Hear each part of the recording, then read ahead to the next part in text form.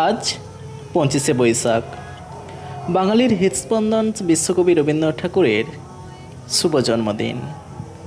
প্রতি বছর আমরা নাচে গানে কবিতায় তাকে স্মরণ করি, কিন্তু একজন শিক্ষক হিসাবে আজ আমি তার একটি অতি গভীর অথচ সহজ কবিতা প্রসাদের মধ্য দিয়ে তার জীবন দর্শনকে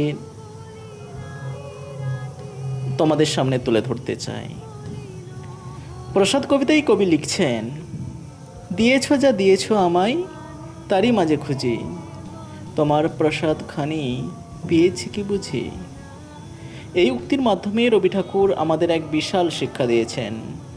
আমরা প্রায় অভিযোগ করি আমাদের কি নেই, কি পেলাম না, কিন্তু কবির দৃষ্টিতে ঈশ্বর বা প্রকৃতি আমাদের যা দিয়েছেন তা সে আনন্দ হোক বা বেদনা, সেটাই তার প্রসাদ বা আশীর্বাদ।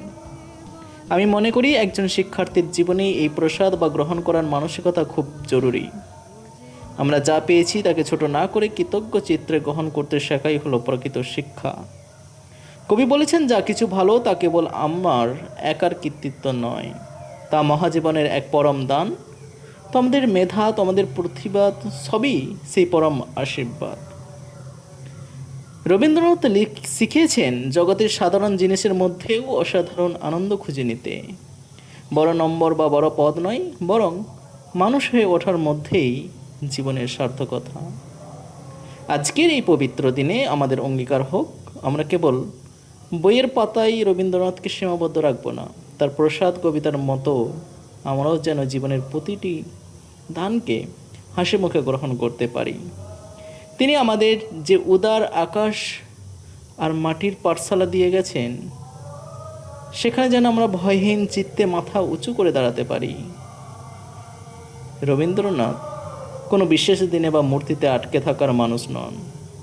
তিনি আমাদের প্রাত্যহিক জীবনের আনন্দ বেদনায় জড়িয়ে আছেন। এসো আমরা তার সৃষ্টিকে কেবল মুখস্থ না করে হৃদয়ে ধারণ করি, তবে তার এই জন্মদিন পালন সার্থক হবে। ধন্যবাদ।